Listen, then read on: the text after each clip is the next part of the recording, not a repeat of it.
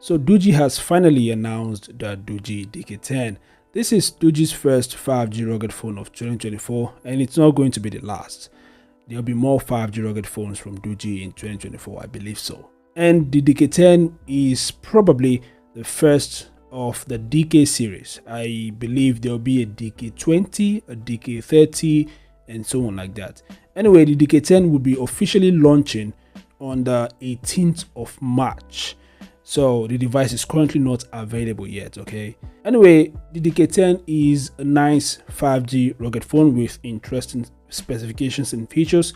So let's just explore its key details because not all of its details are available yet. So the DK10 would be powered by the Dimensity 8020 processor. It's a nice 5G processor with a clock speed of up to 2.6 GHz, and it's built on a 6nm process. It's better than the Dimensity 7050 that powers the Doogee V30 Pro. So the Doogee DK10 would perform better than the Doogee V30 Pro. The DK10 also utilizes 16GB RAM, which is very nice, and it's available in two internal storage options. So there's the 256GB and 512GB storage options. Two of them, two large storage, guys.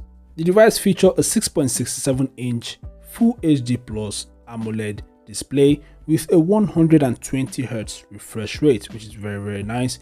And thankfully, the DK10 has a punch hole display, not a water drop notch display. If you notice, many Doogee devices usually have water drop notch display, which is kind of like not as modern as punch hole displays. The device is rated IP68 and IP69K, and it is also military grade standard H10H certified. In the camera department, the DK10 features a quad rear camera set up with a 50MP main camera. The DK10 has a 5150mAh battery, that's 5150 mAh battery, and it supports 120 watts fast charging. So I mentioned this in my previous videos that the DK10 would be equipped with a smaller battery when compared to many other rugged phones, and I was right. The DK10 has a 5150 mAh battery, which is not small, but we know rugged phones usually have large battery capacities than this.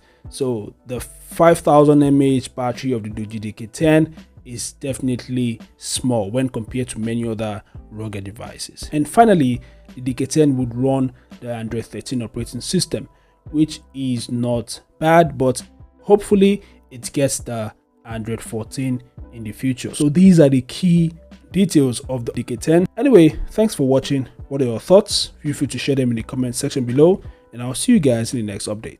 Peace out.